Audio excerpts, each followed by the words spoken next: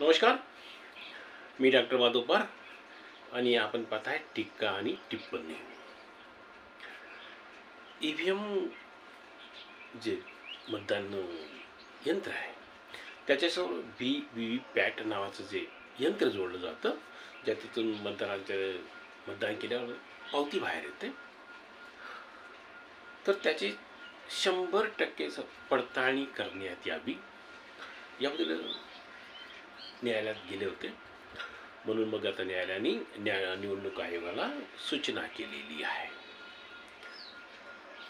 आता EVM machine बरोबर जे VVPAT मशीन जोडलं जातं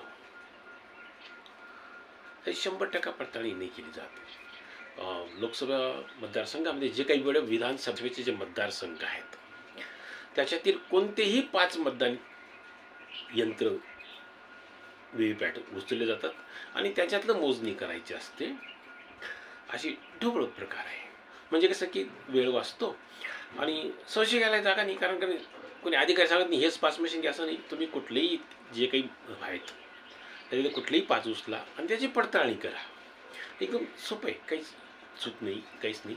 पण हे काही संशय असतात, काही शंकातून असतात, काही कोणालाच भरोसा ठेवत नाही, त्यांना सगळं खोटं थोटांडच वाटत असतं आणि काही फक्त कुरापत काढणारे असतात. ते सातत्याने काही मंडळी EVMच्या विरोधात बोलत राहतात, EVM फेकून द्यावं सांगत राहतात.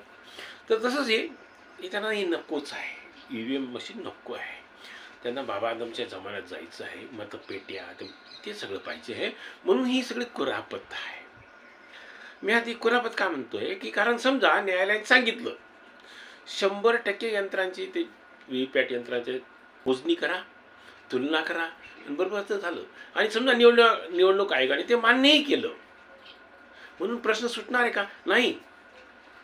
ही जे शंकातूर, चिंतातूर, संशयी आत्मे आहेत ना, ते तरी सुद्धा शंका घेत राहतील, तरी सुद्धा कुरापत काढत राहतील, तरी सुद्धा EVM हटाव, EVM नकोच, मतपत्रिकेने मतदान घ्या असं सांगतच राहतील आणि काही ना काही खुसपट काढत राहतील, संशय व्यक्त करत राहतील आणि न्यायालयात जातच राहणार आहे.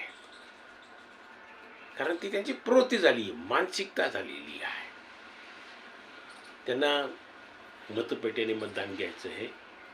जे सर्वोच्च न्यायालयाने फेटाळले, निवडणूक आयोग मान्य करत नाही, पण यांना कोण सांगणार आहे? धन्यवाद मित्रांनो. व्हिडिओ आवडला तर लाईक करा, शेअर करा आणि सबस्क्राईब करायला विसरू नका. धन्यवाद.